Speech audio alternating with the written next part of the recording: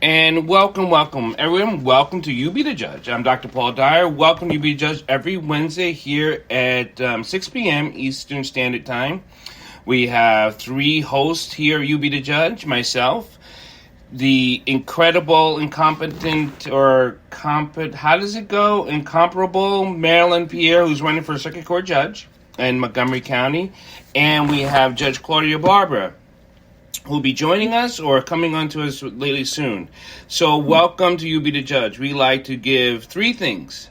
Ultimately, give information, have a better understanding, and then hopefully it brings you to an action. Those three things, and then we can have a conversation. Because what we have realized in the many years we've been doing this, months and days of conversations we have with each other, friends, and family, we have to understand that what do we understand and how are we understanding it, and is it clear of what we are hearing is the information.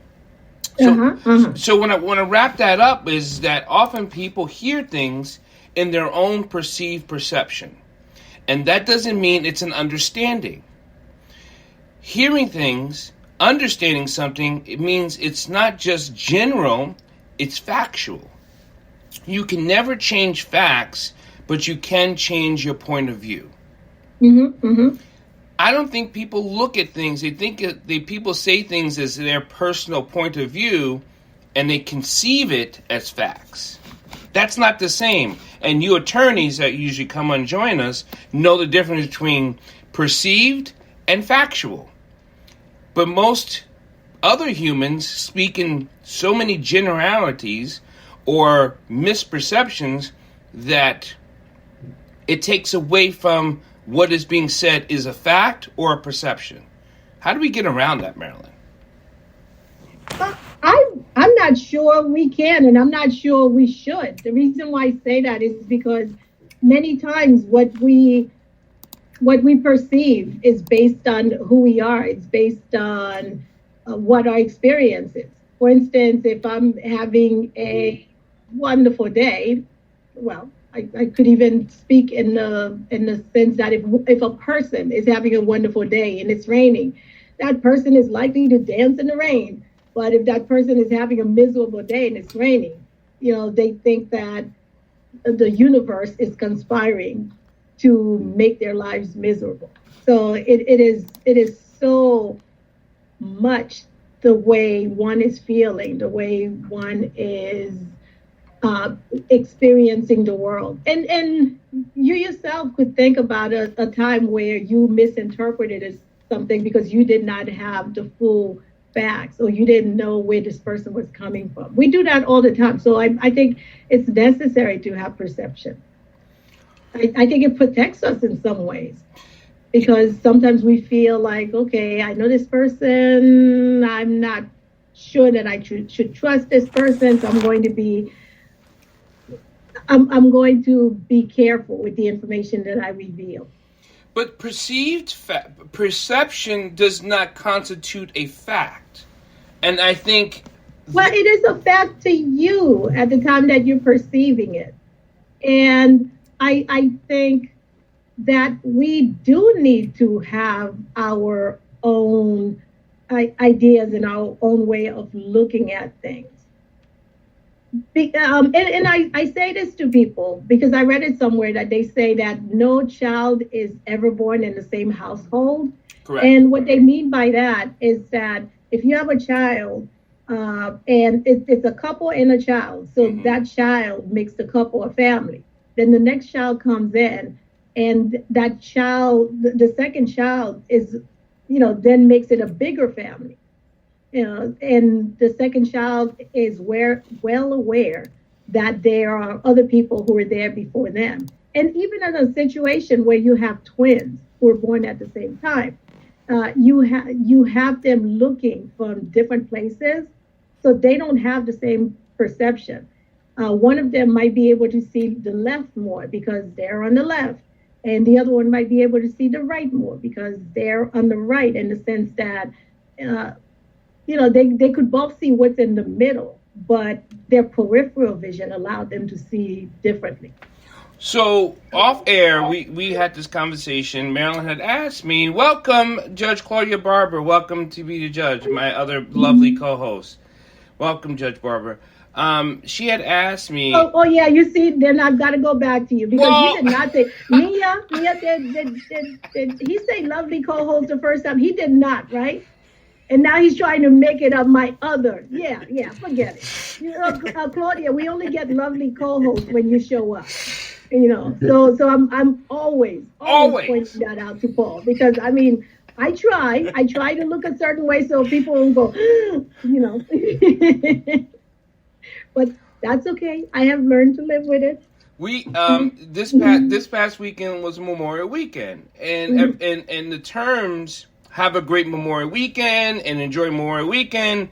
I'm often sad by Memorial Weekend. Yes. And I don't show it. Love you both. I don't show it because Memorial Weekend is for the people who have fallen, who fought for this our United States. Well, it's for people who have died for their country. Right. Veterans Day, because I was trying to figure out what's the difference the other day, and I said, Veterans Day are people who were in the military, like me. But Memorial Day weekend, I think it's even, Memorial Day is even more reverent in the sense that these people have made the ultimate sacrifice for their country. And, well, I understand that there are many, many, many historical revelations as to how Memorial Day was established. One history revelation has to do with Union soldiers in Charleston, South Carolina that were buried in a mass grave. Correct. And they were not recognized like they should have been. And so the Memorial Day was for them. Mm-hmm. And that episode was repeating itself so that they would always be memorialized and never forgotten, even though they were in a Confederate camp and they died maybe of disease or just died in that Confederate camp. And it's just remembering them. And that's what makes me sad. So you're making my point, Judge Claudia Barber, because many people are more thinking about barbecues and things like that, and I'm thinking about the fallen soldiers. I think about friends who have lost their lives on the field of battle. Friends who have. I actually think about soldiers who commit suicide daily. About 22 daily in the United States commit suicide. I think about that. I think about my own life of how I could have lost my life in many things. And I don't see what's the joy? We're not remembering this correctly, it seems like. It seems like something's missing, so it does bother me. That's why I want to say. So when you asked me about my weekend, it had bothered me, even though, which is a crazy weekend, because one of my youngest son graduated high school. Oh, congratulations. Right. But then the next day, one of my daughters ended up in the hospital unconscious. Ooh. Life moves. Mm-hmm. Wow. Life is moving. Is she okay? Yes. Right. Well, yes. We'll be okay. Life is like I said, life is constantly moving on, and it does not stop the Dyer family. We are still pushing through to fight for all the injustice in the world. That's what we do. Is our guest here? Judge Claudia Barber, how was your weekend? It was good. And you know what? A thought came to my mind as I was listening to our fearless leader, or reading actually our fearless leader, Carl Snowden's post. Why not remember the abolitionists too, who were part of the Civil War? Every soldier that died in the Civil War, that was just one ugly war, country against country. And a lot of it in the name of slavery. But we don't even give abolitionists the attention because they essentially are the rock, that started this whole stop the slavery. John Brown. Yes, John Brown.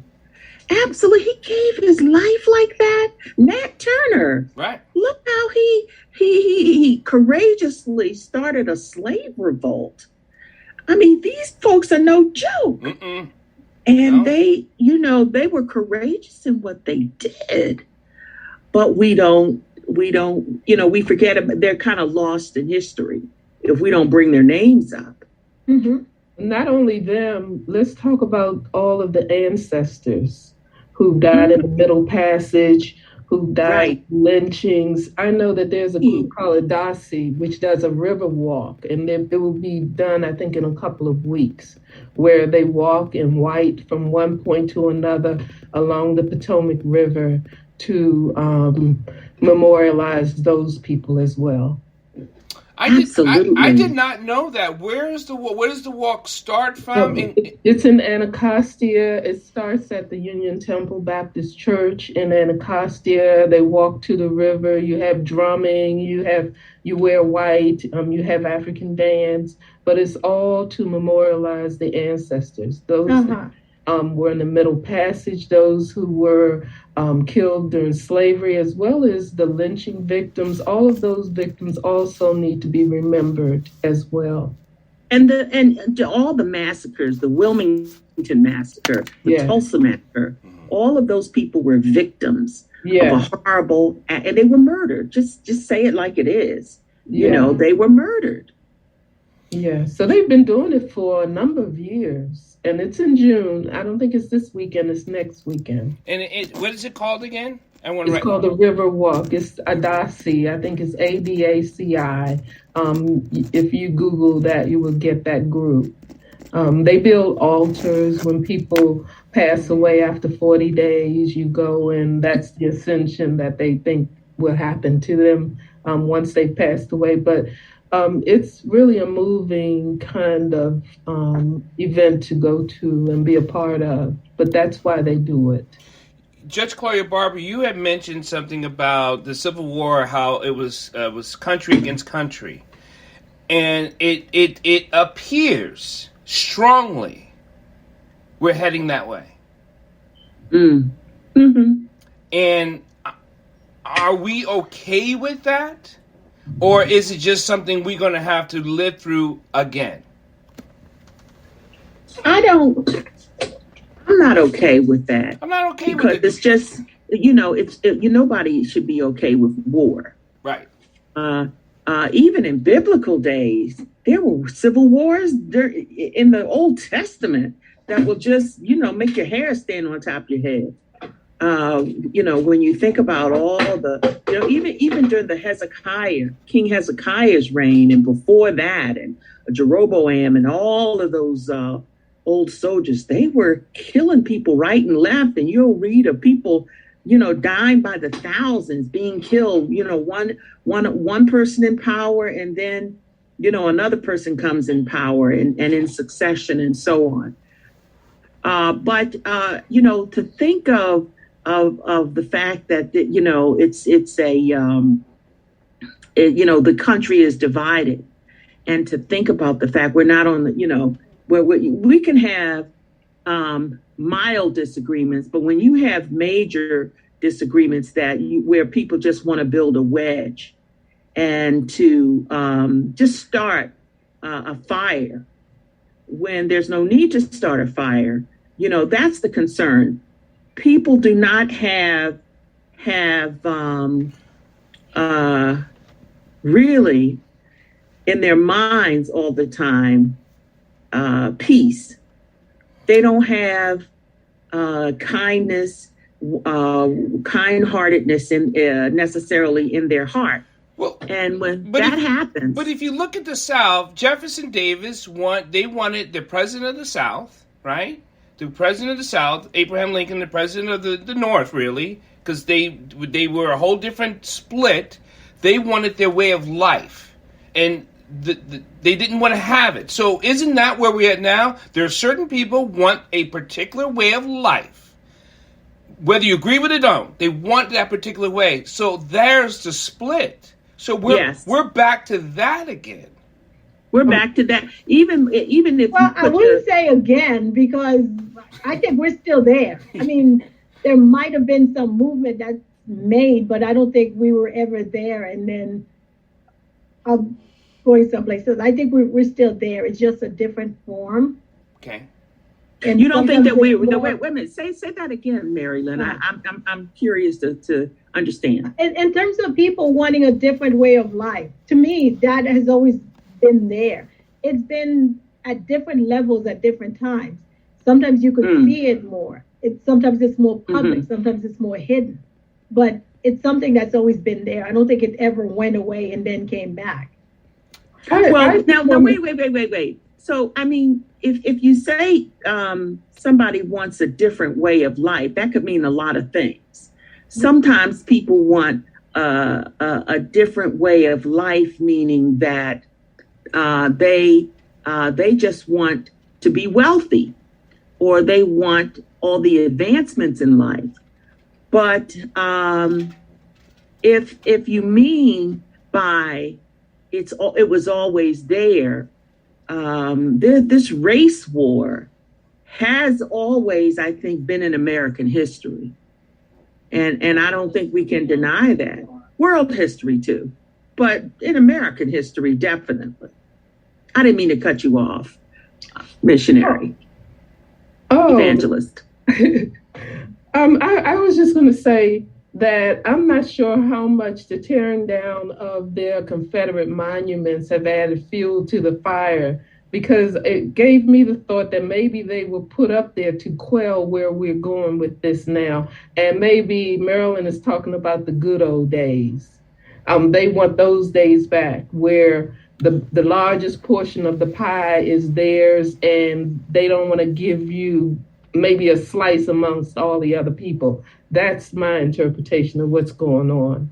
See, some of it, I'm sorry, I didn't mean to cut you off. Go ahead. Oh, no, I'm done. Go ahead, Bernadette, go ahead. What did you want to say? I mean, I don't know to what extent this is helpful, but the way I see it is that, like Marilyn said, I think that the struggle of this country has been that people have wanted to maintain a particular caste system, a hierarchy. Isabel Wilkerson wrote the book Caste. She makes some very compelling arguments about analyzing U.S. culture through the caste system.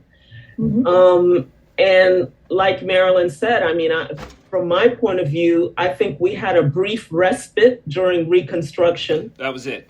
And then the North capitulated or coddled the conservatives, because I think this is the history of this country, sort of trying to accommodate the most conservative people and accommodate those people who want to maintain a specific caste system. And therefore, every once in a while, you have some changes. But we have varying degrees of success in terms of how we try to convince a critical mass of people that a caste system that always has the least educated white person at the top of the heap above every level of education of any non-white person in the United States. Having somebody believe that that is the life they need to live has been the great resistor. People have been trying to convince them that there is another way. I mean, and we see that in other rich democracies, that it's actually not even in their interest to just hang on to that caste system, because it makes them not open their eyes to our common humanity and our common economic interests. Well, if we go down the road of discussing the caste system, it's always the white folks are on top and everybody else is at the bottom. I don't care who you are, you at the bottom. Okay? If you're Asian, you're at the bottom. If you're Pacific, you're at the bottom. You're at the bottom. That's just it. That's what the caste system is. And the bottom line is that amazingly, there are too many people who claim to be Christ, evangelicals, I'm speaking of specifically, who are part of that. They don't want to get rid of that system where they're on top and everything is hunky-dory for them. and everybody else is at the bottom. They can't see themselves. Now, wait a minute, y'all. You're moving the rug from under us. We're not in control. We're not in power. So they see it as a loss of power, which is, I think, how President Trump won the presidency. It was, hey, it's going to be new now. It's going to be something bold and wonderful. Two things. Because white supremacy is in control. Two things. Do we have our guest, Marilyn? Yes, we do. Genevieve is there. Oh. And she was on camera. Okay, there she is. Are we going to allow her to introduce herself? And then before we and then I want to say this real quick. If during the 13th Amendment, whether they agree with passing it and ratifying that amendment, they still were wrestling with saying that blacks, Negroes were equal to white men. They did not want to say it. They were just saying equal above, in front of the law. Not that they're equal to each other. We got to have equal under the law. So they didn't want to even admit that we were equal. Just let's pass this under the law, and we'll go from there. So now, see, some of the slick things that has happened when you talk about the 13th Amendment and 14th Amendment and the 15th Amendment. But we'll get there because we want to get to our guests. Because you're right, Judge Corey Barber. But maybe, maybe our guest is going to talk about that anyway. Okay. Marilyn, are you going to introduce or? Yes, I will introduce Genevieve. Our wonderful Genevieve, who some people call her Jenny because they know her that well. Genevieve Auguste is the Director of Legal Services at the Central American Resource Center in Washington, D.C. She's an attorney, and prior to that, she worked for the federal government at the Department of Justice and the FCC, Federal Communications Commission. Ladies and gentlemen, drum roll for Miss Auguste. Yeah. Welcome, Jenny, to You Be the Judge. Welcome. Hi, thank you for having me. And I wanted to have, can we call you Jenny? Because everybody who loves you call you Jenny, and we want to call you Jenny because we love you. and the reason why I wanted to have Jenny on is because she just won this case involving the temporary protective status. And I just thought we should find out about it. We should find out more about temporary protective status. We should talk more about legal ways of immigrating into the United States, and some of the, in contrast to some of the pictures that we've seen, a couple of months ago with the horses and the whip and all that kind of stuff. But anyway, Jenny, you have the floor. Thank you. So basically, our lawsuit, prior to the Trump years, people who had TPS, because TPS has been around for so long, many of them eventually had an immediate relative who could petition for them to get a path to residency, a green card. Many of them also had some issues because they came in across the border, and to get a green card here in the United States without having to return home, one would have to have some sort of a legal entry, meaning you couldn't have come in across the border. So I work for the Central American Resource Center. Most of our clients have come in across the border. You do have Haitians coming in across the border. We're seeing Africans come in across the border. We're seeing lots of people come in across the border. So if any of these groups have TPS, and eventually they have an immediate relative who can sponsor them, the fact that they came in across the border was hampering them. So they could do something called travel on an advance parole, where they would receive an advance permission from USCIS, which is the U.S. It's the new INS, the Immigration Service, and they could get permission to travel lawfully and return lawfully, and that travel and return lawfully would give them a lawful entry that would then cure the fact that they had previously entered unlawfully and they could seek residency here. Okay, I'm sorry, Jenny. Let's stop just a little while to make sure everybody's with us. Do we understand that? Because there's something called temporary protective status that people can apply for if they come into the United States lawfully. And sometimes when people come over the southern border, I'm assuming, because I don't think there's the same issue with Canada. Well, when you say come into the state law, the United States lawfully, are you saying I have a passport and I came across the Mexican border to the United States? Boom. No, I meant snuck in through the border. Okay. Oh, okay. Right. That is unlawful. If you came to the border, and you were inspected by an immigration officer and you were allowed entry, then that is a lawful entry. But if you snuck in with the help of a smuggler or by yourself, then that is an unlawful entry, and that was preventing someone who could get a green card later on in life from getting a green card.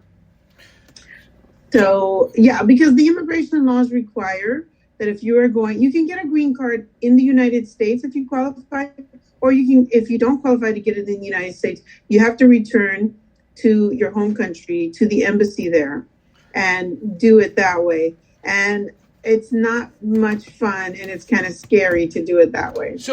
And let me get into the argument, and it's immigrants take away what?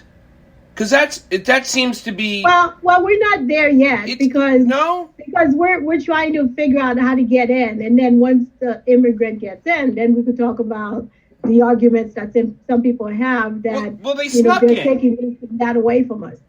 Well, they snuck in, and now they have a TPS. So some of them, they could get TPS. It doesn't. You can get TPS whether you snuck in or not. Okay. How temporary protected status works is something must have been going on in your home country that was so bad that the United States felt the need to protect you. And so, for example, in Haiti, they started TPS. Was it during the earthquake? Yeah. I think it was right after the earthquake. Yeah, so they had that. They had El Salvador. It was during the war. Mm-hmm. So Sudan. So each country had either a natural disaster or some type of extreme turmoil that the United States said, okay, these people need protection of the United States. So even though they're not here lawfully, whether they came lawfully and overstayed, because some enter with a visa, but they don't go back home. Some sneak in across the border. So regardless of how they came in, we're going to let them stay here. We're going to defer their deportation because they need the protection of the United States because of something that's going on at home. So that's what TPS is. And so TPS has been, for many countries, active for many years. For example, for El Salvador, it's been active for over 20 years. Yeah. So now what you're talking about is, a lot of Salvadorans have a 21-year-old child who can help, get their parents a green card. So, and that's basically what our lawsuit was about, because prior to Trump's deconstruction of the immigration laws, just to put it very simply, when Trump came, he literally tried to end immigration. And I know that in the beginning he said he wanted to end illegal immigration, but that was a farce. He wanted to end every type of immigration, unless, of course, as he stated, you're from Norway or, from one of those countries where the people looked like what he wanted to have here. So, but see, that goes back to the caste system, because they're on top and everybody else is at the bottom. And so, no, the immigrants are just a definite no. And Trump was very explicit, about what he wanted, who he wanted here. And we all know what he said about Haiti. After he left office, what he said, the other things he said about Haiti, about, their AIDS here. He said that in 2021, they're bringing AIDS here, right? So, yeah, but I have a question. So the Ukrainians, they're bringing in 100,000 Ukrainians. Under what umbrella are they coming into this country? So the Ukrainians and also the Afghans have more than one path. So, but their temporary protected status. There's a TPS in the works. Well, it hasn't. There's a TPS declared, yes, for Ukraine. The Afghans they're using a combination of special immigrant status, parole, humanitarian paroles. But yes, there are things being done for the Ukrainians. My particular organization, we are not working on the Ukrainian cases or the Afghan cases just because we're just not trained in that, and we're highly specialized to work on Central Americans. We do work on any immigrant as long as we are familiar with that type of case. But we're not working on the other groups right now. Jenny, I was a soldier and for many countries, and I set up camps when people came over, all over the place, right? And about when you said that people are going through a tough time in the country for different onslaughts and killings, right?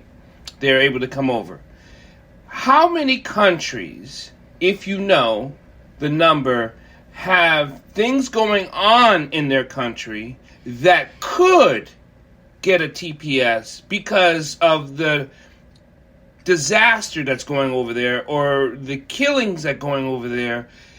There are countless of countries that are going through this, but what seems like the U.S. only selects the few. That seems to be troublesome, because if we have come here, we will protect you no matter who you are, but we only will select certain countries. We will decide if you come here. It's almost like I have two questions. How does the decision made, and how many countries could come if we allowed them?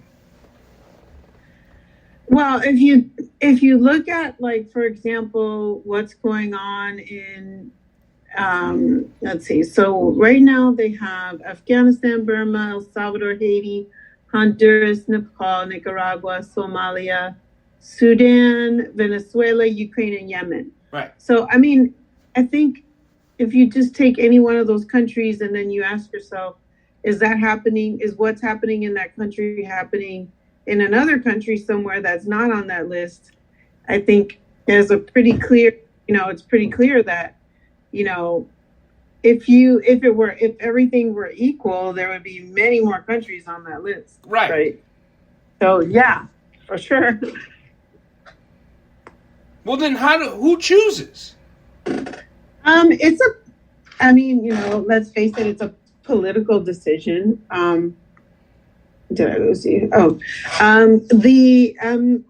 Basically the government chooses, and it goes back to when I joined the conversation, I think it's pretty clear what's happening, but what can we say? So doesn't it make sense why Trump would say, if the government chooses and I'm the government, then I'll choose these people over these people? Because the rest of us, common folk, don't know how things are chosen. That's true. But see, all of that, again, goes back to the caste system and who are the policymakers and who is implementing policy. Because if you have a government where certain people are implementing policies their way, then it's all about power. And that's why, the Republicans are so aggressive and kind of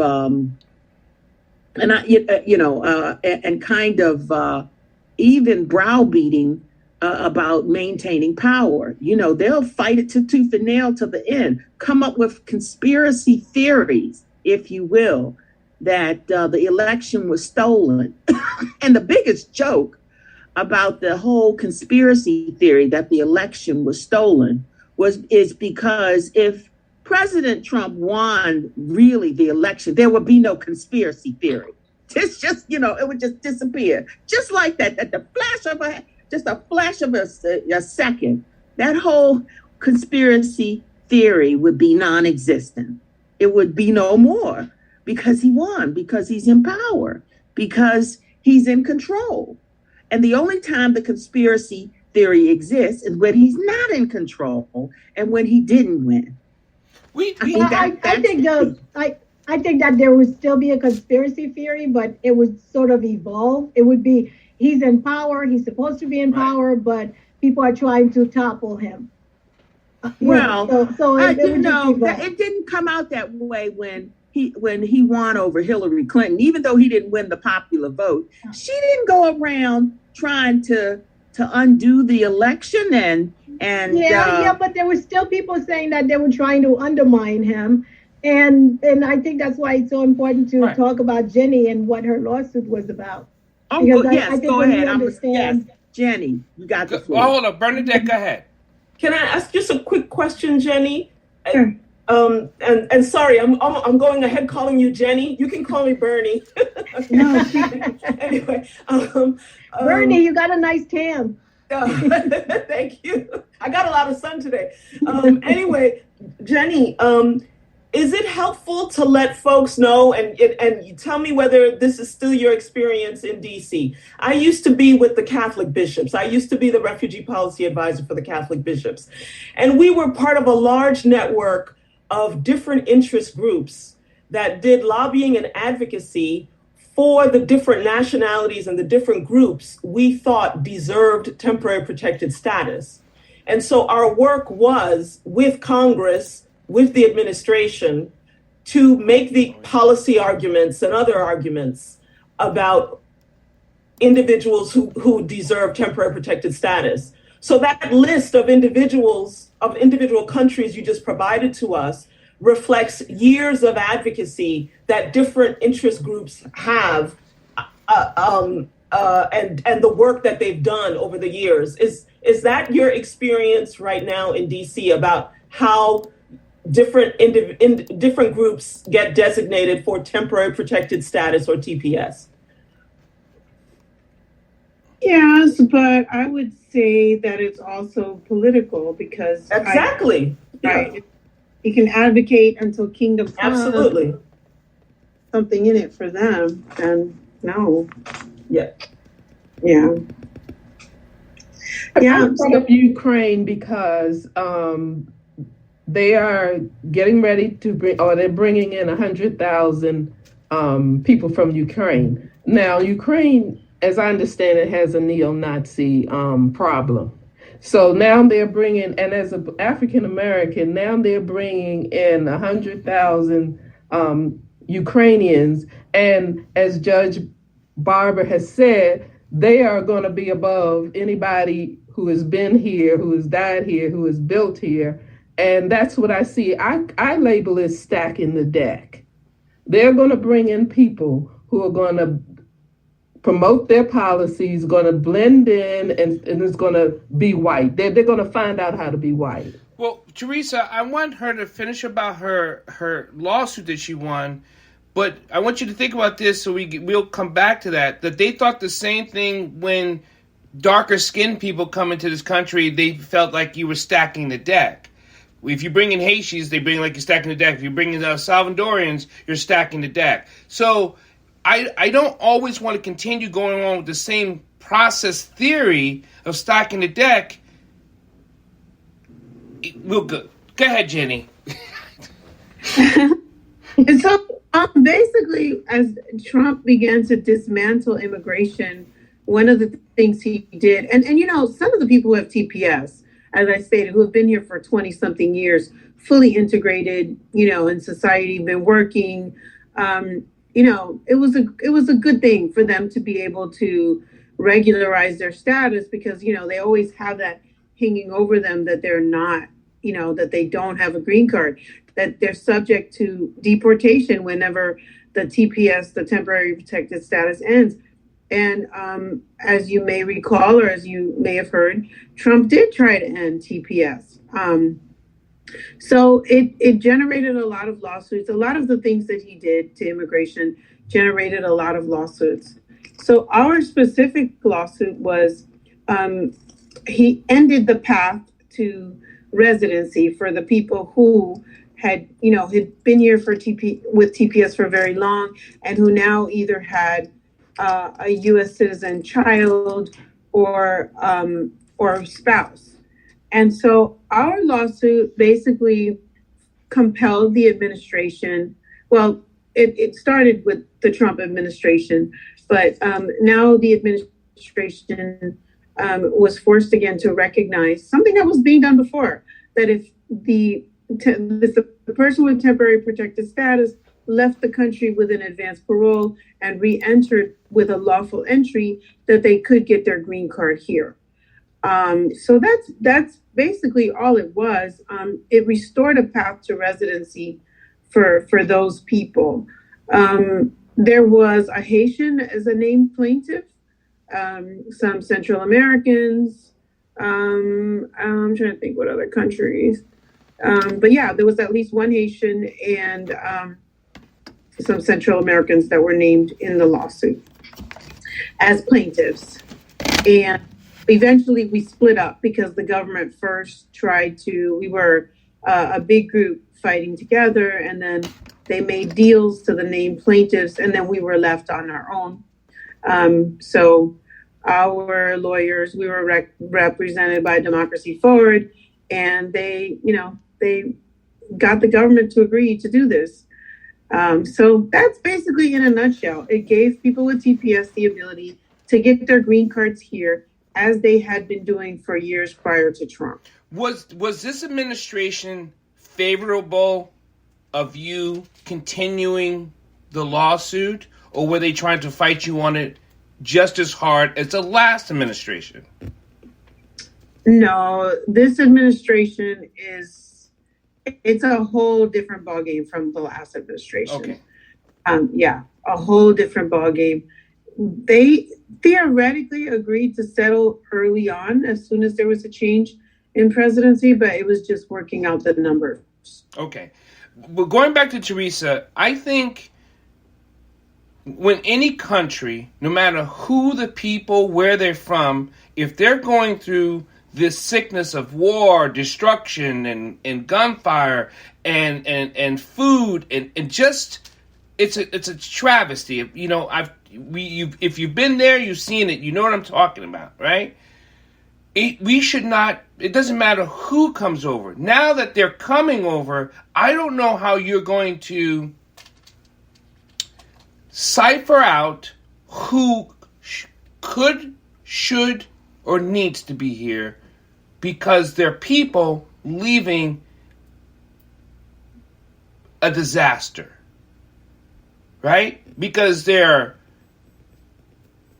MS-13 that's coming from the South. But unless they have it tattooed on their face, I don't know how you can tell. You have people coming from other countries who are just nasty people, who they could be Al-Qaeda. It doesn't matter, right? But you can't regulate any Afghanistan because you don't know who's who until when? Until they do something.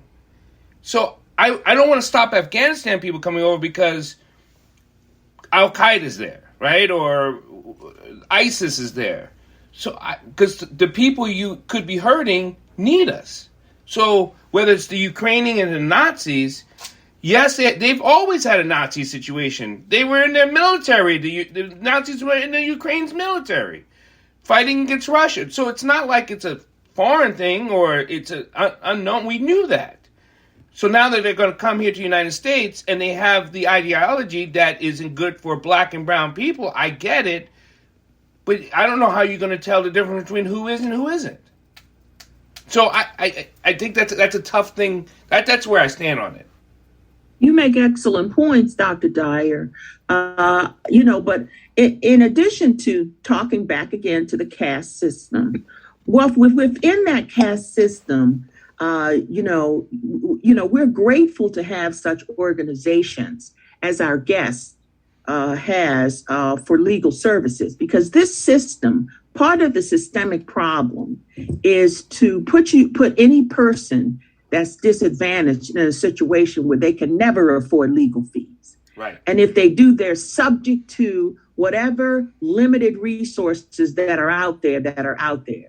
Legal aid, they're not going to cover every case. They're not going to handle they're not going to represent the world of people or the population of people who need an attorney to get through their legal system. They're not going to do it. And see, that's part of the problem too. They control that. They control, and that's part of also the problem with the criminal justice system. You need $1 million to defend yourself. To defend yourself and to get acquitted. So that's absurd. That's terrible. Jenny, but it is what it is. Is there a way to tell whoever you're defending is a people? Is there a way that as they come over, is there some form or way of conversation of who is good and who's bad? Is there any way at all that you can think of? Maybe there is, I don't know. Yeah, I mean, they do fingerprint checks, So but other countries don't have fingerprint systems like we do. Well, but so here's the thing, right? Some of the people have been here for a long time. And when, so for example, if you're Salvadoran and you have TPS, you've probably been through 8 fingerprint checks. So that checks what, you're doing here. Also, the State Department actively investigates people applying for things here. They actively investigate. We've had cases where, they found out, about a marriage or about something. They do investigate in their country. Right now, I have a couple of clients in El Salvador who are, qualified to be here. Their mothers are trying to bring them here. They're young boys, and they're not here because the State Department is actively investigating whether they are MS-13, and they're not. One of the boys is on crutches because he had a motorcycle accident. And ever since he had the motorcycle accident, he hasn't really left the house. But because because he's ashamed, like he's embarrassed that he's now, disabled. And so, but he lived in a barrio where there was a lot of MS-13. So, they have been investigating him since January, and he's a clean kid who's basically sits at home and he's disabled. But I guess they want to be sure that his disability didn't come from a gang war or whatever. So they do have methods, and the State Department is very active. Well, they are very active when it comes to our clients. And so, they have good connections with the countries. They have good connections with the countries. Well, with certain countries, and they have ways to check their criminal records and stuff like that. So they do have that. You raised again some really important points, Dr. Dyer, in your question. What goes with that question of how do you separate the good from the bad? Any person can play good. Fingerprints or no fingerprint checks. They can, a Nazi can come here and play a good person, until all of a sudden they reveal themselves. People do that every day. They play that they're not a racist when they really are. Well, they did that when they left. They did that when they left Germany during World War II. The Nazis were like, they scattered like roaches. They were like, what? I own a grocery store in Brooklyn. I'm good. Yeah. So, and someone's like, I remember you. You were a guard at a camp. Not me. I'm Bob. I'm Charles. I'm good.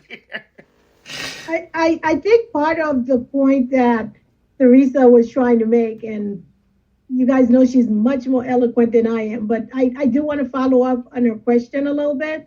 And the reason for that is because we have heard about Ukraine and Russia ad nauseum, I think. I mean, we feel bad for them. We feel bad about what's going on.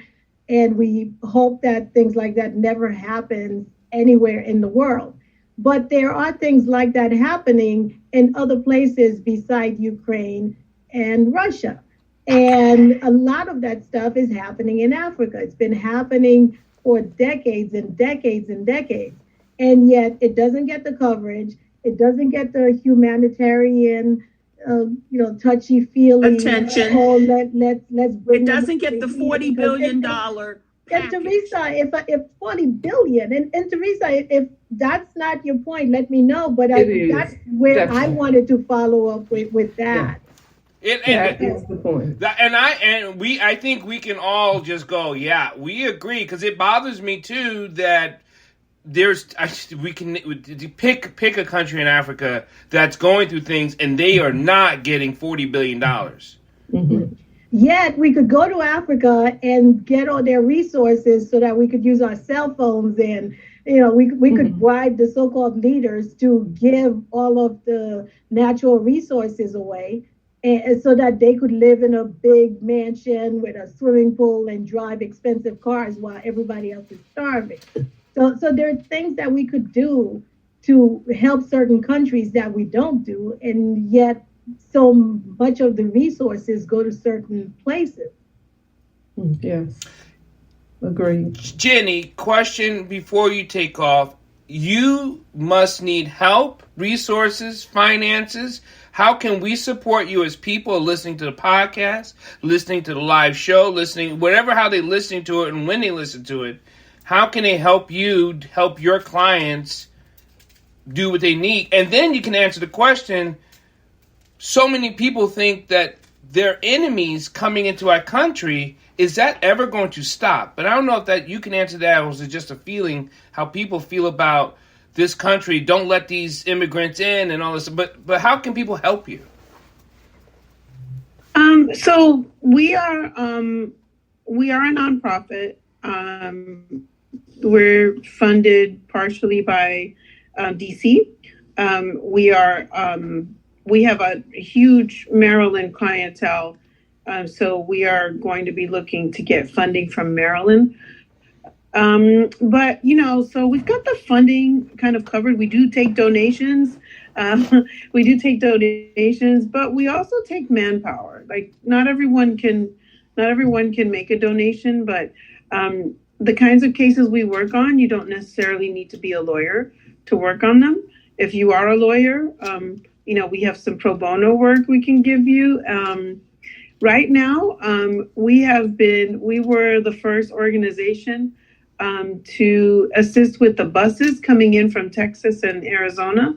So the governors of Texas and Arizona have been sending the migrants that come in straight to DC. We've already processed over 2,000, I would imagine by now. They've been coming in since the beginning of April, and the buses come from Texas and Arizona at all times of the day or night. The staff is overworked. I guess like Saturdays, Sundays, 3 a.m., 6 a.m., buses are coming in. And for no reason, because what the governors of Texas and Arizona are trying to do is send those migrants to DC so that they can, disrupt the Congress and to punish the Biden administration. But our organization has been handling those buses in conjunction with other organizations, local organizations like Catholic Charities. So we're tired, we're overworked. There is an organization that's going to take the lead and receive FEMA funds to process that, because when the buses come, they dump the people on the street. So you have families with babies being dumped on the street when DC wasn't even their final destination. So they're just being used as pawns to try to hurt the administration when the nonprofits of DC are the ones handling those. So how is this legal? It's really not, because these people have been paroled in the United States, so they're not they're here lawfully. They've been paroled lawfully into the United States so that they can seek asylum. So anyway, this is what's happening. So if you have some time and you want to assist with a bus, or you want to take a case, or you want to, even just help. Well, That's the case. I have volunteers. Bernadette's going to take a couple of cases. That I do know that she'll be calling you right after this. Make sure you put your phone number in the chat. And then my daughter's going to come down there and help with the 3 a.m. buses. So I got people for you. Thank you, everyone, for listening. You be the judge. Nia put herself on camera just so we could see the look on her face. You tell them, Nia. You on mute. All right. I'm saddened by, but I'm glad this is great information. It doesn't matter how sad I am and I'll cry later, but this is great information because this is stuff we don't hear, we don't get to understand, and now what we hear, understand information, and we get to take an action. So those things are important. Yeah, Genevieve, thank you for all the wonderful work that you do. It's recording. Jenny put her number in the chat in case anyone wants to contact her. And there's some people listening to us who aren't here. I don't know if you want to give your cell phone number worldwide or... Sure. Well, we can just share them if somebody contacts us. Okay. Yeah, we'd love to have any help. And thank you so much for the opportunity to tell our story. Thank you very much. And thank you for the great work that you're doing. I know you said this was just, but it's not just. You've changed hundreds and maybe even thousands of people's lives. And you have given them a future to look forward to. So thank you very much for all of the hard work that you've done. Absolutely. We really appreciate it. See, we've got some hearts going out to you. Yes. So you might see yourself as not the hero that we see, but you're definitely a heroine, and you should see yourself that way because lots of people would otherwise be not living the healthful life the bountiful life that they are now living because of. Well, Genevieve, I have an important question to ask before you leave. Because this is election season, what questions should we be asking our legislators when it comes to immigration issues? Well, I think the first thing is, I think the questions really haven't changed over the years, right? What's fair? Why are you treating, why are different people, the darker people being treated, not getting the same advantages that the lighter ones are? I would really like people when they talk to their congressmen, to, all the politics, to do something for the DACA recipients, the DACAs and the dreamers. You're talking about, you have kids that came here at 2-3 years old and no other life. And they are this close to being deported. Under Trump, they were, they pretty much lost their DACA, and DACA's been declared an illegal program. Right. But they came here against, they didn't come here voluntarily, and they know no other life. And they're, for all practical purposes, American. Like when I do a DACA case, you can't tell the difference between a DACA recipient and one of my children. So I think that's a really big one, that, when is something going to be done for the kids that came here and who are American for all practical purposes and who live in constant fear of deportation, of being returned to a country that we're protecting people from, that's the big one. That's the really... I actually think sometimes we don't do things, and whether people know it or not, the countries we bomb in Africa by our drone strikes, we don't help.